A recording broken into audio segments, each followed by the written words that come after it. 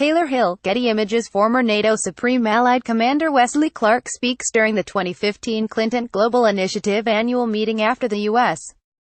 forces in Syria inflicted more than 100 Russian casualties in breaking up an attack by mercenaries a few weeks ago. A Russian response was inevitable. Putin was strangely silent. Then Russian General Valery Gerasimov threatened that if the U.S. again struck Russians, there would be retaliation. What should the U.S. do? Certainly no apology is necessary. The Russian mercenaries were warned and failed to halt their attack. The U.S.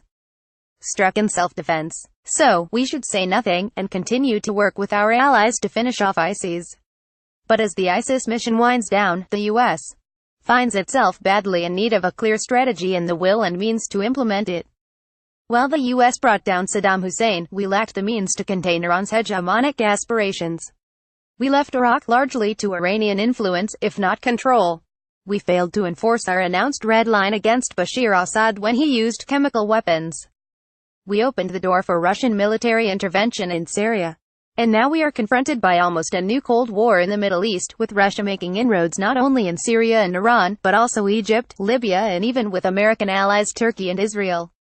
As the ISIS mission winds down, the U.S. finds itself badly in need of a clear strategy and the will and means to implement it. Russia's return to the region in force threatens more instability. Iran is emboldened, and Iran's Hezbollah is building up its strength against Israel in both Lebanon and Syria. Saudi Arabia feels more threatened. Assad is empowered to once more use chemical weapons. Turkey seeks to claim additional territory.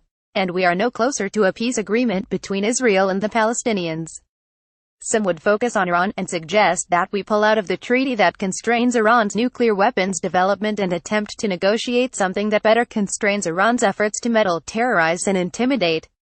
But it seems unlikely that a go-it-alone American effort would achieve any better results, and might in fact accelerate Iran's acquisition of nuclear weapons. Others ask, is there no way we can force Russia out of Syria and Iran, short of conflict? Probably not, at least in the near term.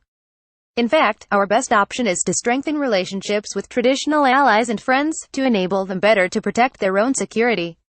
We should help Turkey with its refugee load, encourage more Kurdish economic development, continue to protect Jordan, encourage closer Saudi-Israeli-Egyptian cooperation, and work to settle the destructive conflict in Yemen. Our bases and relationships in the Gulf should remain, and where we can assist Iraq, we should. Russian advanced weaponry has already somewhat impacted Israel's margin of regional military superiority. We must enable our allies to keep up with a renewed arms race, and simultaneously encourage renewed and deeper regional dialogue. Can we do more? If we have learned one thing over the past 15 years, it should be that military action often leads to undesirable outcomes. We should use force only as a last resort. But we should also have learned this: U.S. values and principles are important elements of U.S. national power. We need to keep our word and fulfill our commitments. We should help the weak and struggling, and encourage others to defend themselves.